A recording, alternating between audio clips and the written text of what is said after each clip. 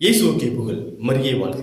இயேசுவில் அன்பிற்குரியவர்களே, தவக்காலம் 2வது வாரம் வியாழக்கிழமை நாம் இருக்கிறோம். இந்த நற்செய்தி வாசகத்தில் செல்வரும் ஏழை லாசருடைய கதையை நாம் பார்க்கிறோம். செல்வர் இறந்தார், அவர் அடக்கம் செய்யப்பட்டார், பாதாளத்திற்கு சென்றார் என்றும், ஏழை லாசர் இறந்தார், அவர் விண்ணகத்திற்கு அழைத்து செல்லப்பட்டார் என்றும் சொல்லப்பட்டிருக்கிறது. செல்வர் ஏன் அடக்கம் செய்யப்பட்டு பாதாளத்திற்கு சென்றார், ஏழை லாசர் ஏன் அவர் விண்ணகத்திற்கு அழைத்து செல்லப்பட்டார் என்பதை நாம் சிந்தித்து பார்க்க வேண்டும். இந்த ஏழை லாசர் இந்த செல்வருடைய மேய்ச்சிலிருந்து விழக்கூடிய ரொட்டி துண்டுகளால் தன்னுடைய பசியாற்ற விரும்பினார் என்று சொல்லப்பட்டிருக்கிறது. அன்பானவர்களே, இந்த செல்வர் அந்த ஏழை லாசரை தன் வீட்டிலிருந்து விரட்டியதாகவோ அல்லது வீட்டிற்கு அருகில் அமரக்கூடாது என்றோ அல்லது தன்னுடைய மேய்ச்சிலிருந்து விழக்கூடிய ரொட்டி துண்டுகளை அவர் உண்ணக்கூடாது என்றோ எந்த ஒரு கட்டுப்பாடோ அவர் எந்த ஒரு துரோகமும் பண்ணல.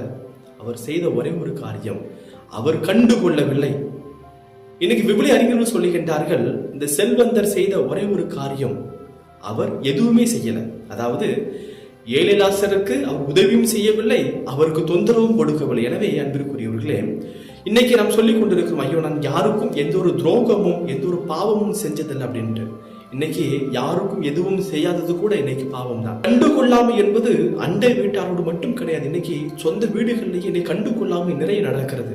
தான் பெற்றெடுத்த பிள்ளைகளை பெற்றோரை கண்டுகொள்ளாமல் இருக்கக்கூடிய நிகழ்வுகள் இன்னைக்கு நம்ம எல்லா இடங்களிலும் பார்த்து கொண்டிருக்கிறோம். ஒரே வீட்டில் வாழ்ந்தாலும் தன்னுடைய தாய் தந்தை சாப்பிட்டாங்களா சாப்பிடல அப்படிங்கிறது குறித்து கூட இன்னைக்கு எந்த ஒரு பிள்ளைகளும் கவலைப்படுவது கிடையாது. இந்த தவ காலத்துல நாம் எல்லோரையும் கண்டு கொள்வோம், நம்மால் இயன்றதை பிறருக்கு செய்வோம். இறைவன் உங்களையும் உங்கள் குடும்பத்தையும் நிறைவாக ஆசீர்வதிப்பார். God bless you.